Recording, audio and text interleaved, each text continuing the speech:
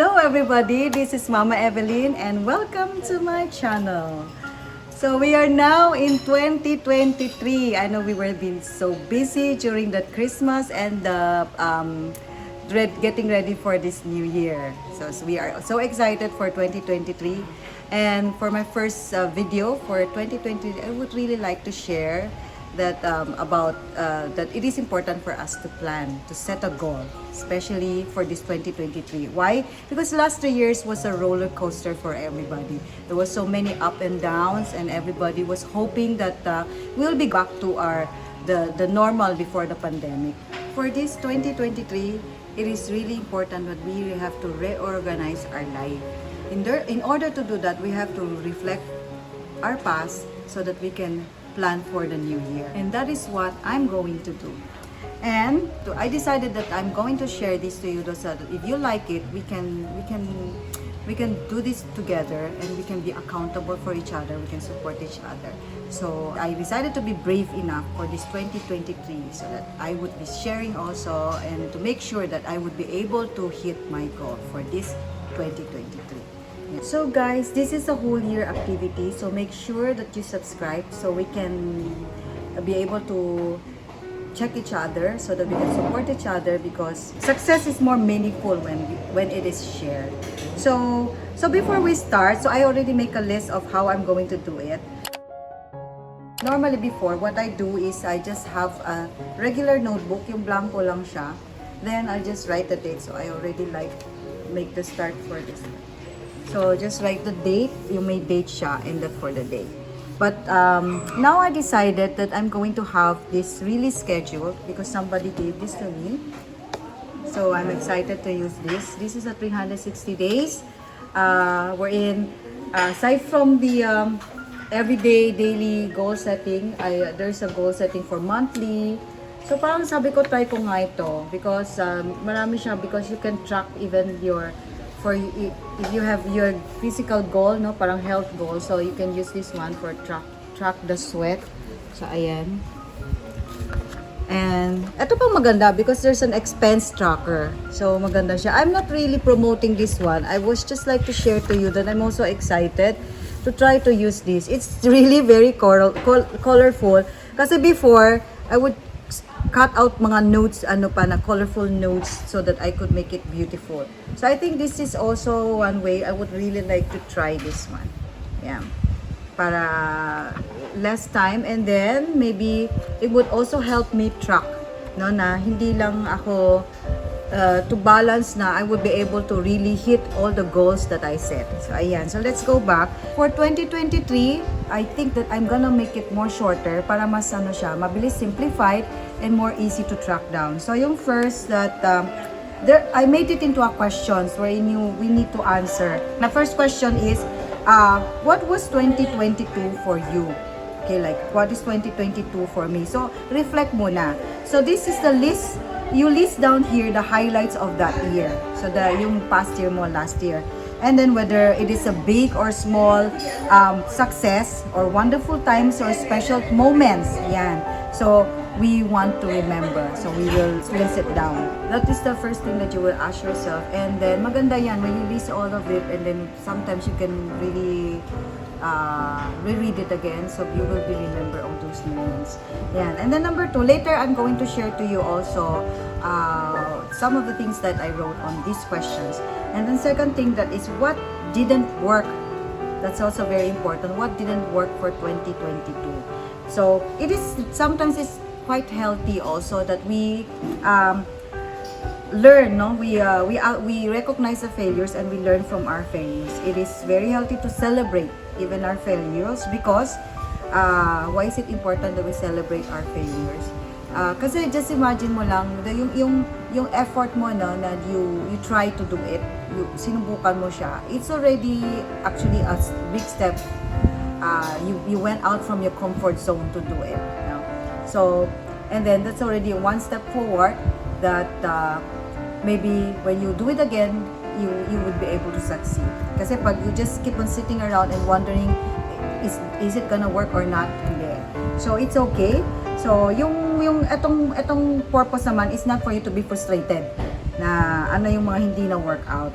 But then to be able to really focus, and then if you still want it, okay, you can rethink again and make it better. So yeah. And then number 3, so what did you learn? So yun sa mga hindi work out for the 2023. So 2022, what did you learn? So how did your life change in the course of time through these experiences? So ang dito yung course of time, yung changes pala, it's depende na sa inyo. You can have it internal changes or external changes. Ibig sabihin na internal changes, it's your maturity. Did you grow maturely? Or during that last year, did you read some books that really make you grow or rediscovered yourself? Or external changes, it's like your physical feature or your health, or you know how to enhance yourself, yung mga ganon. So this is the life lesson in actual practical skills. Yeah. And number 4 is, what am I most grateful for 2022? So yan, it is very important. May connection siya dun sa number 1 eh.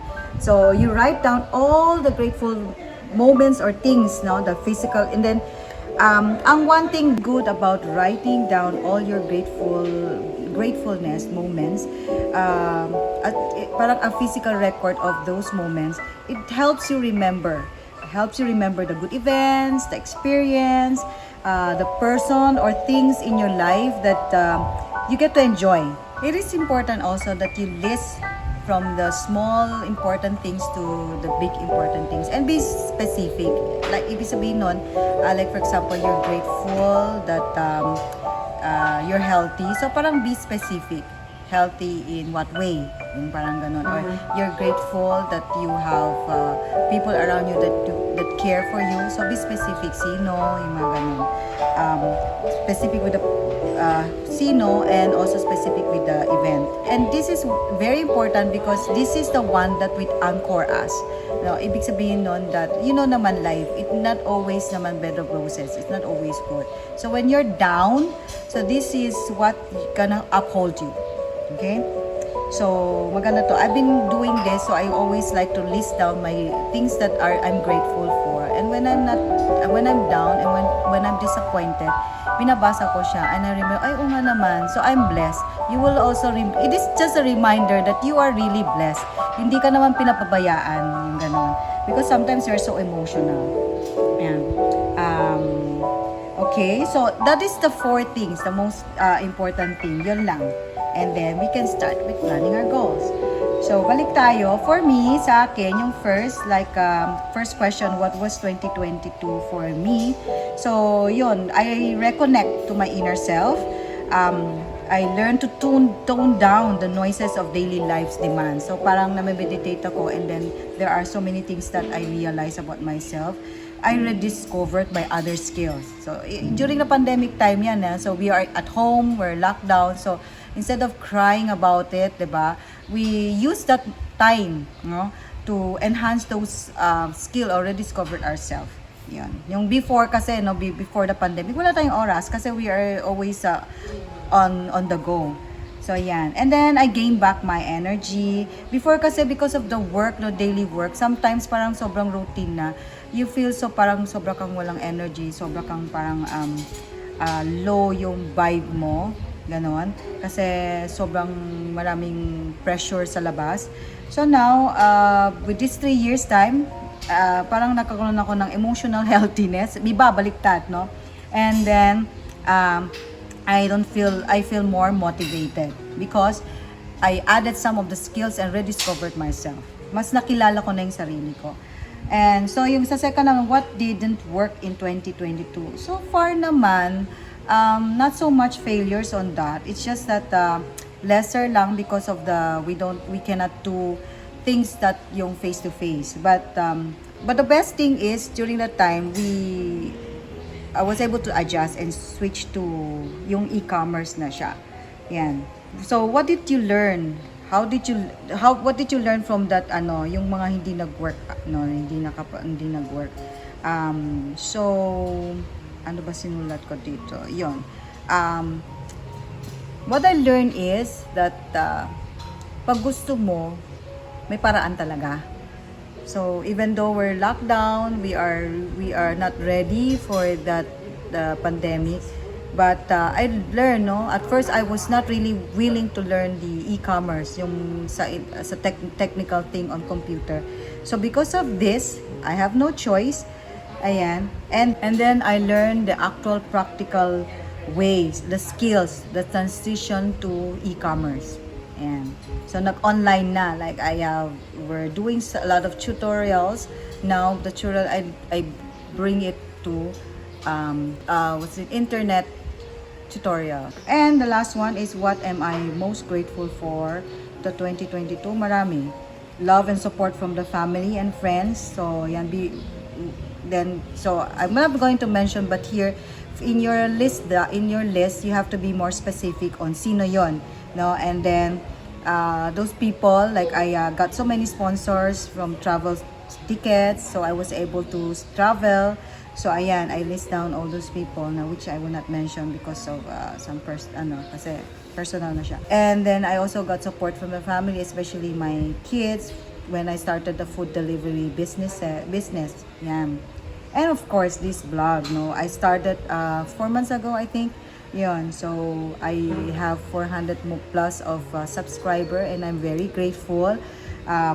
Since hindi ko talaga think to, but just come out from my shell and then just share what I know, yung parang ganun. And I really appreciate it that 400 people, that some of you that I don't know, no, subscribe, and really I'm really grateful for that. Yan. The family that pitched in, no, on any project that I wanted to do during the pandemic. Tapos, of course, the blessing from our Creator, who always give us good health, who always provide, no, for our daily provision. Yan. New friends and community that believe in you. So, nakakatuwa. No? They don't know you face to face, personally. They haven't talked to you personally. They just show you on online, ganon. And then, we were able to work things together, and then parang yung support, so parang may tiwala sila sa'yo, so napakaano din yon, no. It really makes you feel more confident about yourself that you have something to contribute. Yon, these are the things that I'm very, very grateful for. So this 4 question has been very helpful for me to reflect and to start to make my goals. So I'm sharing this to you. I hope you're gonna try this, and it would be also very helpful for you. And we could check out each other. Yeah. So that's it. Check out on my next vlog because this is connected. Okay. Bye.